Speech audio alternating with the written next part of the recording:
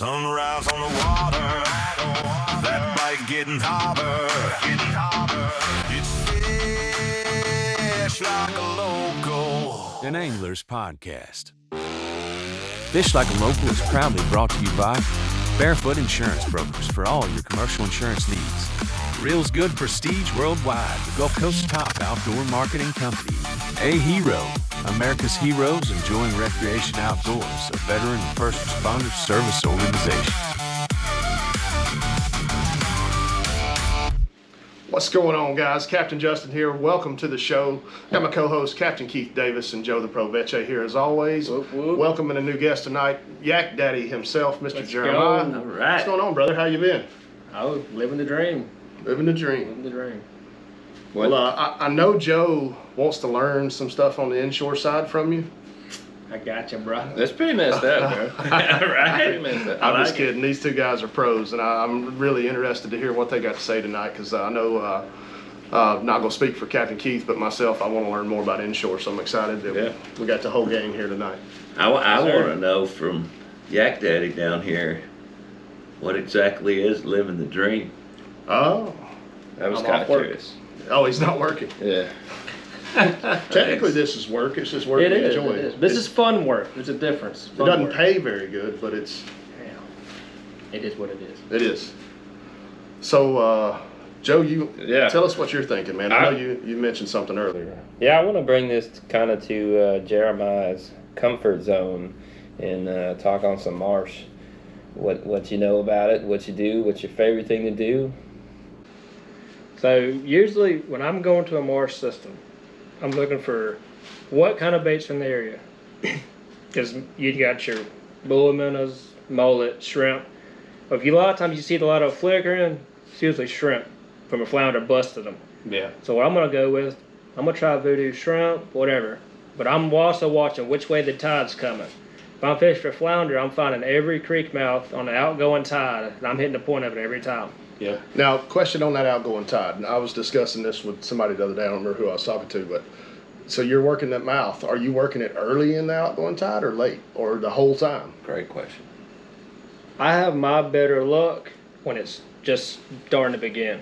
But I have luck all the way through it. But you got to find your points where that bait's going to get to the outside out of that current. That's where your flounder is going to be sitting and waiting. Gotcha. Now, redfish do the same thing.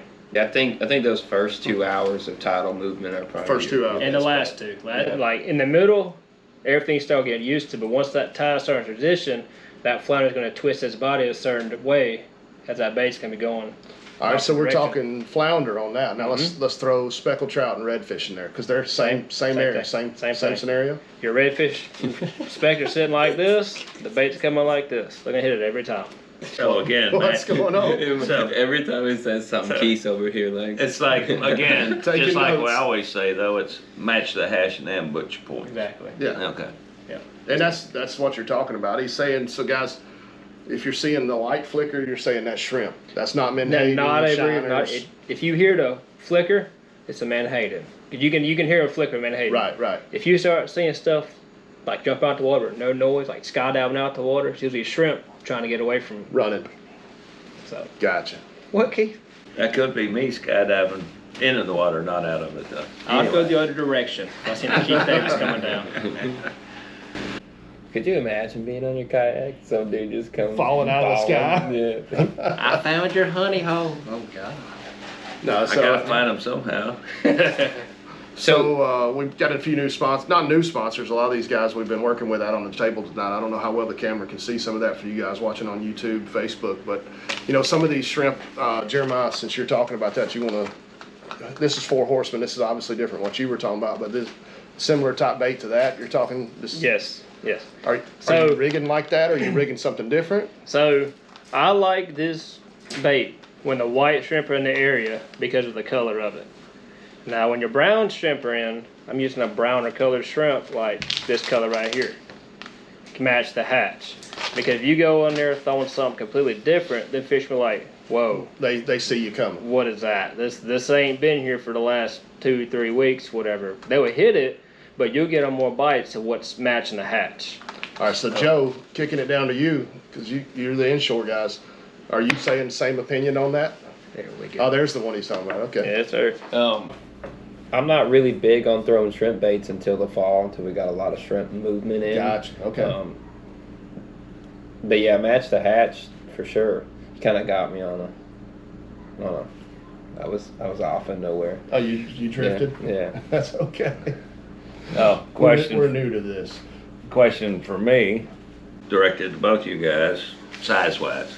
So you got a 3.5, 4-inch, and I got a 2.5 down here. Obviously, match the hatch I get. This but is what you want to throw right now. I was going to say the shrimp are smaller I this was about time to of say, year. Captain Keith, right now, what's bigger, a white shrimp or a brown shrimp?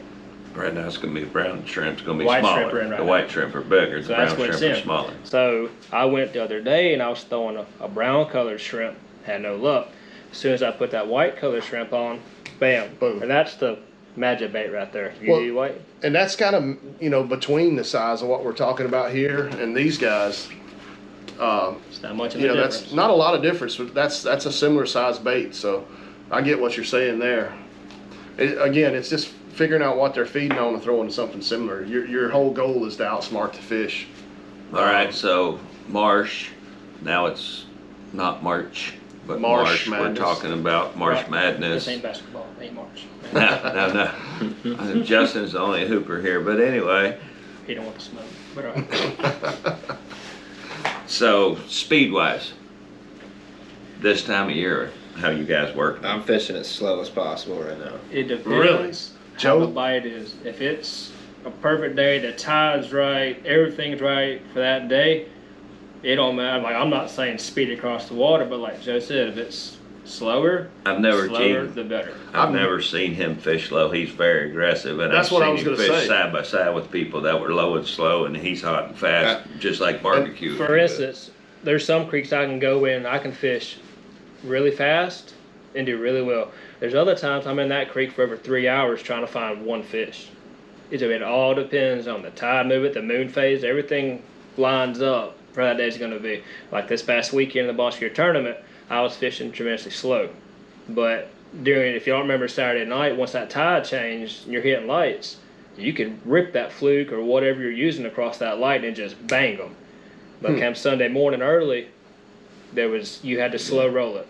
I had to go to a 1/8 jig head and pop it off the bottom on a light just to find a bite. I had to spend more time on one light than usually you can throw one time and get the fish you need and move on, come back.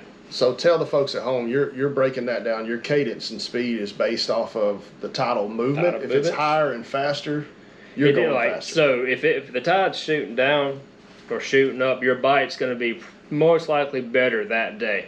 If you got like a neap tide kind of tide, you fish slow. I've always based it on if the tide's shooting down, God, they don't go in there and rip it across like a crazy person. But as your tide's going down slow, you want to fish with the tide because that tidal movement is what's really controlling the bait movement. You know what I mean? Yeah. Slow tide, slow bait. Joe, you want to add anything to that, or disagree, or agree, or he's he on nailed it? point. Okay. Yeah, like this past weekend during that tournament, I had to slow my movements down. It was boring. Like it sucked. I had to fish so slow, but I caught over 20 flounder on 2 docks. Nice. Wow. Okay, another question for me. I just heard Yak Daddy down here say, I spent 3 hours in there to catch one fish. I know you don't stick around long. I sat on those 2 docks for a hot minute. Well, yeah, I'd catch 20 flounder, absolutely. But what was a hot minute versus 3 hours, an hour and a half? I think it was probably about 2 hours. Okay. Dang, Joe, the pro veche showing Slowing patience. down. Veche the slow pro Joe now. the slow veche. I this wanted week. to Okay. win. Okay. The same thing goes with your favorite fish, your crappie. It all depends what that tide's doing. Oh, Yeah. 100%. If the tide's going the way I want it to, I'm using a 1/8 jig head or 16th inch jig head. Light as possible. If the tide is not doing what I want it to do, I'm using a 32nd to a 30. It let it have more time of falling time Yeah. for that crappie bite. Well, in offshore, I do a lot of stuff. What's and that? it's the same theory. You know, we have to have more lead to get to the bottom, obviously, for snapper fishing or something. Mm-hmm. But I do like to fish as light. I'm not going to go out there and drop a 10-ounce lead every single time. If there's not a lot of movement, there's no sense in dropping a rock down there next to your bait. It's anything that's visible. I feel like the lighter, in most scenarios, the lighter you can go to do what you're doing, the better. Yeah.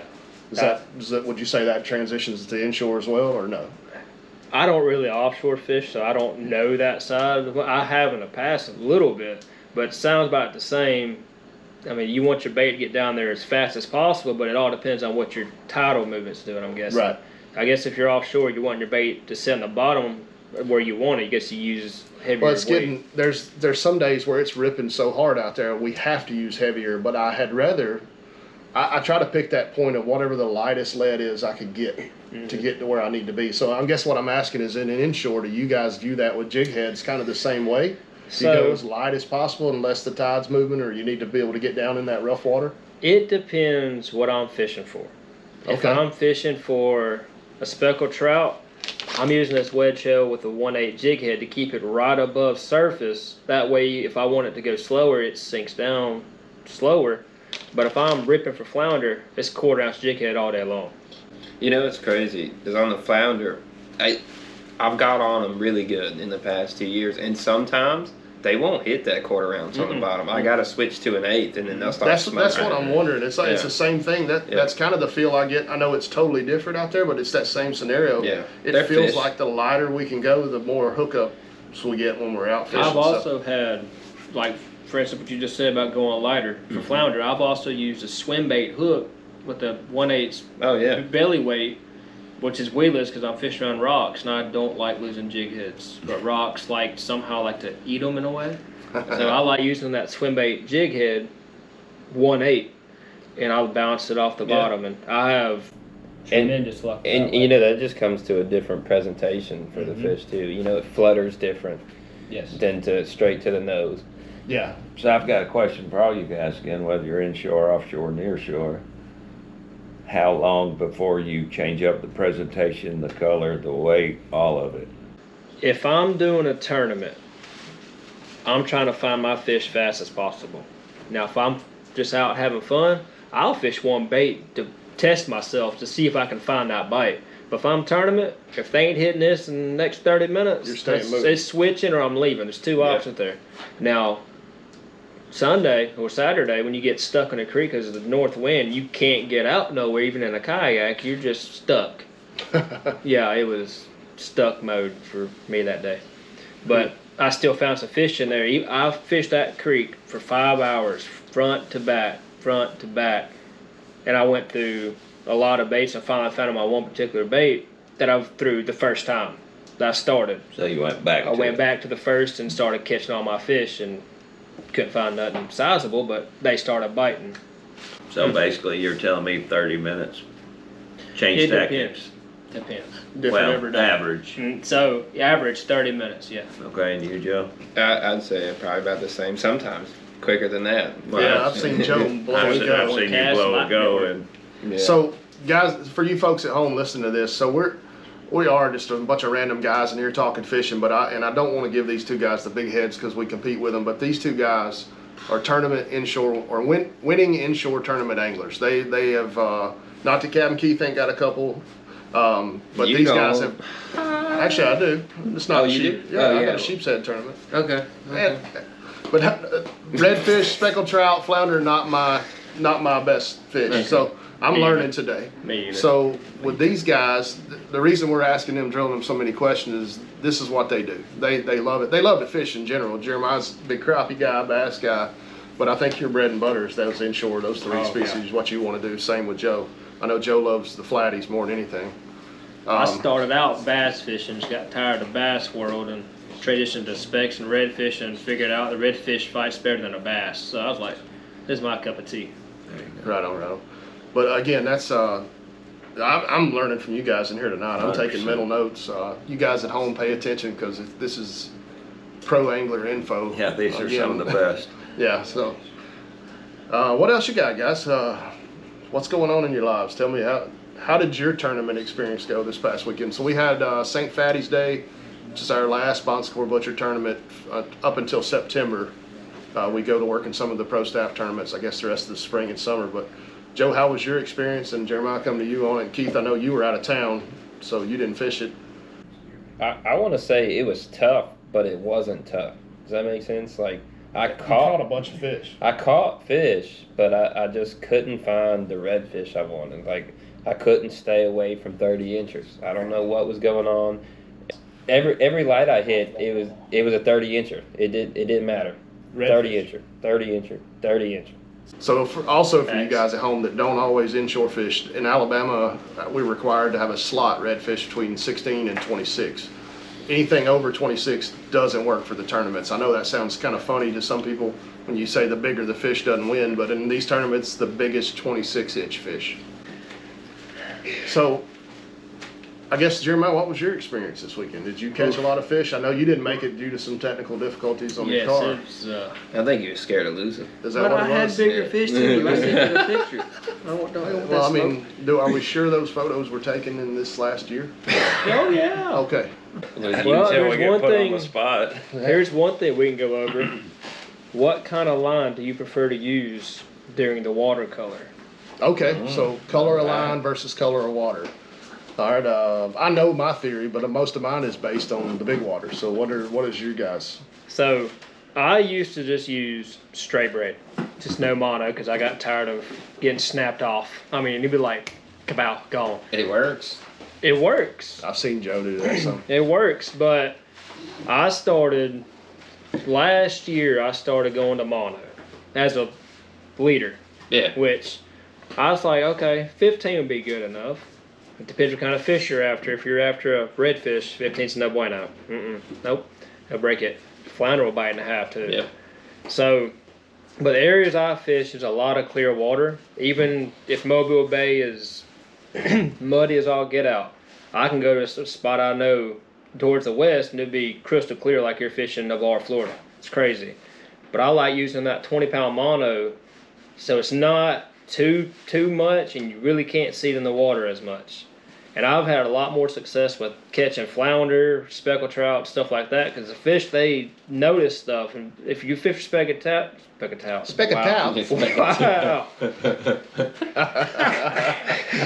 all right, so what you're getting at, I think, is you don't really care about the braid color as much as you're I going to do. throw green. mono. Green. Straight green. Okay. Green. So Moss. what's your Moss. theory on the moss? Why is that the go-to color? I don't know. It just It's likes it. like likes it. it. Just Okay. like green. Okay. I don't Joe think it still matters. has his Superman underwear, and he still wears those because he likes it. So Hell it's the yeah. same. Insane. I don't think it matters. Don't think it matters. I did- That's If I you disagree, have but anyway. mono as a leader color, Yeah. And mono I as have a went leader, with the rainbow color that was on that reel over there that I hate so much. And I've seen fish turn their head compared to different color lines. Speckled trout, they're one of the smartest fish out there. I mean, I have They're fished spooky. braid with mirror lure, and they see that braid, they turn off, and I'll turn back and throw it with the mono leader, and they pop it every time because they can't see that line. They're Right. targeted on that bait, but once they get close to it and they see that green line, they're like, whoa.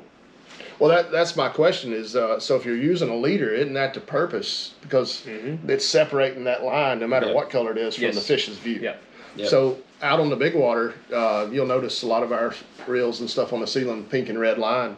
Roy G. Biv in school. It's the first colors that vanish. So as it goes down, they start blending. We'll say they don't really vanish ever because we got a lot of clear water. But you'll see us fishing a lot of reds and pinks for that reason on our line. Okay. And now the pink is also high visibility. So for trolling, that comes in handy. I know you've been out and done some Spanish trolling with us last year because you can see your line. But I also run leaders at the end of it. Even if Yeah. I'm dropping, it doesn't matter. I'm fishing a mono leader usually. Yeah. I was throwing fluorocarbon, and honestly, for the money, and I may have guys buck me on this. It's a scam. I really kind of, I don't, I didn't want to say that, but yeah. I said it. It's I can scam. go buy $4 a roll of 15 yards mono. for $30. What? Yeah, it's just don't make any sense. It's not that much difference. And it'll break in half on a pilot quicker than mono will. yeah, I agree. Yeah. Now that's one thing that I've I like to realized stretch. when I'm fishing for sheepshead around pilots. I will not use braid because you have a 6-pound sheephead and it's on braid, just braid, buddy. It's like Oh, I'm never Go. just braid. I definitely fish braid for sheep's head. That's one of my favorite to target, but I'm gonna have that leader on there yeah, every Yeah. time. yeah. every time. I've noticed sheepshead are pretty finicky too. Yeah. Very. Yeah. They're actually, when they're spawning, they're kind of stupid. Like a lot of fish, they're just eating everything in sight. But honestly, what? Honestly, they most of the time they're very, very finicky, and they're quick. So they will pick your pocket before you ever knew they're there. So believe it or not, I throw, for when I'm flounder fishing, I'm using 30-pound mono leader. 30, really? Yeah. Dude, I've set Holy hooks on crap. fish that broke off 20. So For halibut. Yeah, he's halibut fishing. So you said you don't. I'm 15 pound. Usually we're pulling up 20. bull redfish on 15 pound. Now it is fluoro because I'm burning up a roll that I overpaid for last year. Not to, again, See not the to wall hang- over there, see those clearance stickers? Yeah, yeah. It's the reason why I'm still burning it. There you go. There you But go. I'm with you, I'm a Roy G. Biv guy, but we can go all day, but I think all of us kind of agree we're getting away from fluoros, overrated, Yeah, overpriced. just money wise. And we got a little more stretch in the mono, but is it worth it? Well, with us running charters too, we run into the fact that a lot of times we can drop on these reefs or concrete, rubble, or whatever, and not get hung up because we know the drill. We've done it. We've already been hung up for the last 15 years and figured out how to kind of avoid it. Sometimes it's unavoidable. Kinda. But I guess, let's say coming down from Arkansas or somewhere that's freshwater fish, they're not used to that much. And first thing they're going to do is get hung in that reef. So if I'm cutting off a piece of 3 foot a liter of fluoro every time, that's just throwing money into the Gulf of America. And why, that's why are you not just buying Walmart's big game mono? that's what we do. Yeah. That's what I'm saying. We Yeah. don't. It doesn't make sense for us as a business to run fluoro because I've not seen any difference in the amount of fish we caught. We caught as many or I more agree. on mono. I agree. And if you get hung up and I lose that mono leader, I'm out a few cents versus a few dollars. So I think as long as you have clear after your Something. hooks or whatever, you're fine. If you look over there, I came from Arkansas bass fishing. Yeah, I and feel like that was a direct hit towards you, Keith. I know, but I've No, been no, a big I just- game fan for years, and we'll try anybody's, and I'm excited to try new stuff. But I like the Andy stuff. We bought some Oh, Andy yeah. last year. The Andy Ghost is super cheap at Walmart. the Ghost is very affordable. It's not super clear, so I don't know if you guys would love it for inshore or not. I don't know their purpose with that kind of haze on it, but it worked freaking great for us I dropping mean, they've for got 1,000,000 chicken 1,200 rigs. records, Yeah, they do have a few world records. So. 1,194. Joe, you're quiet tonight, man. What else you got? Teach us your ways. Or this my ways. I think Joe's tired. He must have It's been a hard day changing. today. Today's been long. Long day. Dang, we've hit a lot of key points. Yeah, well, let's change gears. I'm going to change it up. So hopefully this is going to get to drop. We're brand new to all this. In the next week or so, we're hoping to get this, maybe the next few days. Hopefully, if it does drop on YouTube and Facebook, y'all comment and say, hey, you made it. If you don't see it, if we drop this and it don't make any sense with the timing, we're learning, bear with us, use it for next year. But that being said, Next year, bro. yeah, like if you get this info for April of next year, but we don't drop it for 3 weeks now, I don't. So we're going to try to get this They done won't quick. ever know. Maybe not. But anyways, if you first, second, third, we're hosting our second annual Freshwater Frenzy up in Gunnersville, Alabama, on the lake up there. It'll be behind the Wyndham. Casey and JD's on the lake. They're super cool. Let us host our event last year. Looking forward to it again. We got some great sponsors. Thanks to our buddy over at Reels Good. Reels Good Prestige Worldwide. Robert manages so much of that for us. Hoping Jeremiah gets to come up. I know Joe's rolling up with us. We got a lot of people coming in to do it. That being said, some of these sponsors are, we had a very blessed year getting some of these thanks to Robert, but we got hooked up with Columbia, PFG. They're going to be sending new shirts for the first 25 junior anglers, first 25 adult anglers that register and show up to the River Rat Party. You're going to get a whole bunch of sponsored tackle, not necessarily this stuff here, some other things. I'll be showing you more of that later. But the Columbia one, guys, if you go buy these shirts, we're talking $40 a piece. How many Minimum. fishing tournaments have you Without ever been printing anything. that they don't give you more than a cheap $10 t-shirt? Tell them what's This is- new this year, Captain Jay. New division. new divisions this year. Let's so fishing divisions. We're gonna have catfish, crappie, panfish, and bass. We've added a bow fishing division. For you bow fishing guys, this is brand new to us. We're gonna do our best to make it a good time for you. We want to see you guys out. We're looking for you guys to absolutely kill the weigh-in. We want you guys bringing some tanks in. So the catfish guys, I'm thinking that we're gonna see some good ones this year. We've got a lot of repeat guys coming back out. But we're very thankful for all the sponsors working with us this year on it. We don't have as much for the bow guys this year, but we're working on that. You guys help us grow it, make some recommendations, comment below on that. We'll put the calls in, put the work in. That's what part of what we do, trying to get this stuff put together. And we do it. A Hero is an amazing cause. Absolutely. America's Heroes Enjoying Recreation Outdoors. If you're a veteran, first responder, it's a great group to get involved with. Just awesome guys. They're helping them reintegrate after service.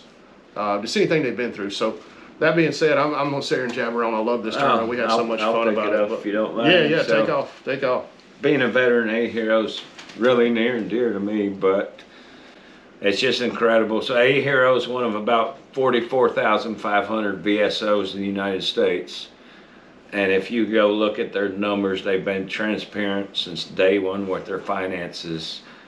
So I won't say other organizations' names, but the ones you see on TV, their numbers are about 20% less than what A Hero does. They put their mouth and Money their where the butts mouth is. where the money is, and there's no BS about it. So super excited. Yeah, and we're not hating on those other organizations. We're just saying this one's top of the line, top notch. So any support, guys, and we're still looking for some help with that.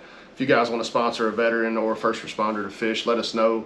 You can do that in $40 increments. You don't have to be a business owner. You don't have to be super rich, wealthy, whatever to help out. Anything helps. We'll be setting that up. Message us on the Facebook.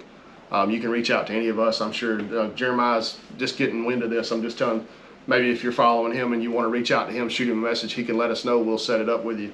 Little parameters for the weekend. Yeah, so if you do fish the tournament, Friday night, 6 to 8 is the River Rat Party. Again, it's under the Wyndham there. Casey and JD's on the lake, little restaurant and bar atmosphere near the lake. As soon as that party's over at 8 p.m., you guys can start fishing. We wanted to set this up this year where the catfish guys get 2 nights on the water, bow fishing guys get 2 nights on the water, bass and crappie guys get 2 mornings on the water, panfish, you can catch a panfish any time of the day or night. Coming for 'em. So Joe's coming for him. That being said, it's going to be a pretty simple tournament.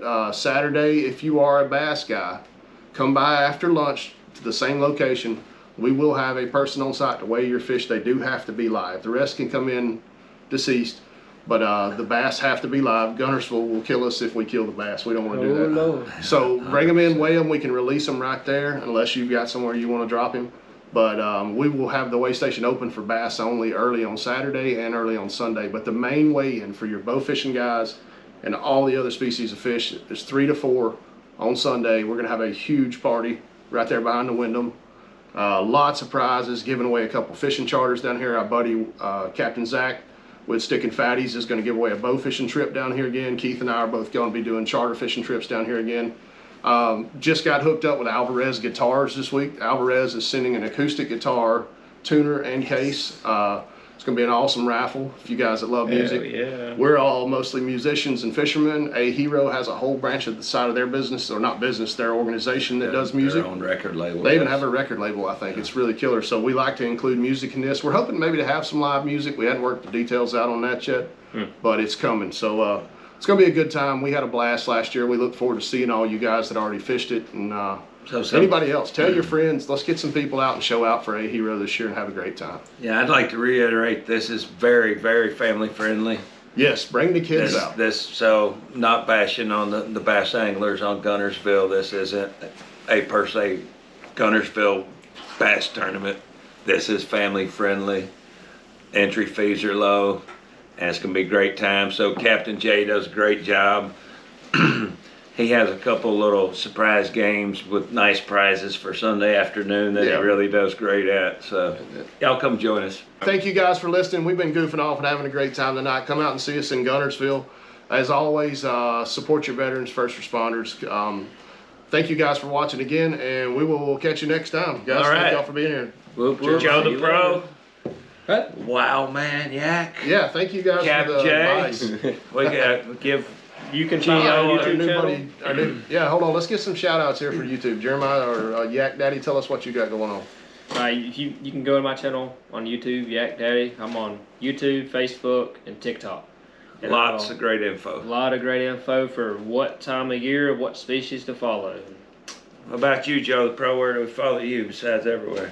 Everywhere. Joe the Pro. That's it. Joe the Pro everywhere. All Yep. right. All At right. The Real Fish Like a Local on Facebook for us. If you want to catch up with us, fishlikealocal.com if you want to book a fishing Hey, charter. and don't forget to check out Bon Secure Butchers on Facebook as well. Bon Secure Butchers, yes sir, yes sir. Gio, thank you for being at the helm tonight. Thank you guys. See you next time. Thank you. Sunrise on the water, that bite getting hotter. It's fish like a local. An Angler's Podcast. Fish Like a Local is proudly brought to you by Barefoot Insurance Brokers for all your commercial insurance needs. Reel's Good Prestige Worldwide, the Gulf Coast's top outdoor marketing company. A Hero, America's Heroes Enjoying Recreation Outdoors, a veteran and first responder service organization.